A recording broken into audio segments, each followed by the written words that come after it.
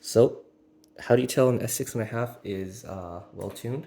Here's my original S6.5 that I've owned for 12 years now.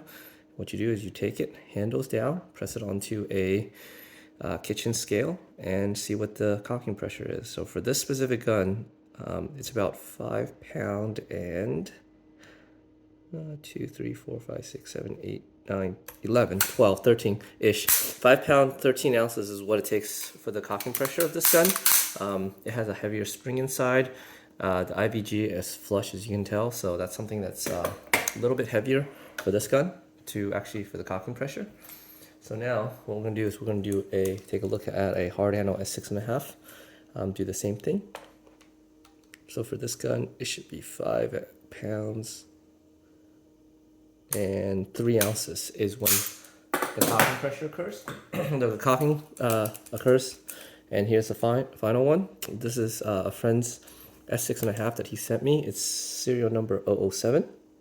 It was actually in pretty bad condition. Both detents were stripped out, the screws, the feed neck screws were gone. So it was in not the best of conditions.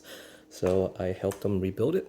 And now the gun shoots 300 and the cocking pressure is approximately 5 pound, 9 ounces. So it's a very, very nice gun. Let me do that again, make sure it's correct.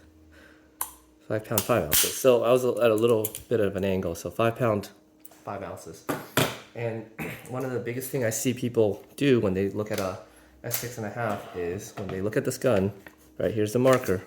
I'm just to you guys. You should be able to take a post-it note, bend up the edges a little bit, curl it up like this, and be able to feed it through on the bottom side of this pump arm. Oh, not cooking. And be able to slide it all the way through without anything rubbing. None of this should rub.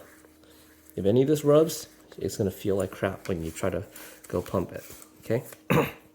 Another thing is, the same piece of paper that I just showed you should be able to stick and freely slide here regardless of how you wobble the pump arm.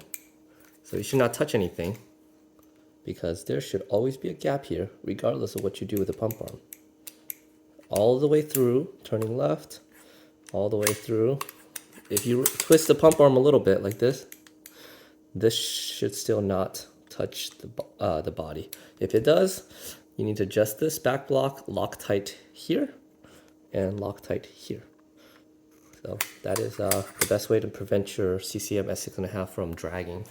So I'll show you that on my hard handle. You see the little gap, and as I twist the pump arm, nothing happens. Same with my old S6.5. There's a little more play, but nothing to it. And that does not rub the entire way across. So that's the key. Do the post-it trick. Take this, feed it through here. Make sure that it slides nice and loose throughout the range. You should be able to do this without feeling any drag on there. If you do, your guide rods are misaligned. This is valid for full blocks, half blocks, mid blocks. It doesn't matter. If this pump arm drags on the body, the feel of the pump stroke is just not smooth.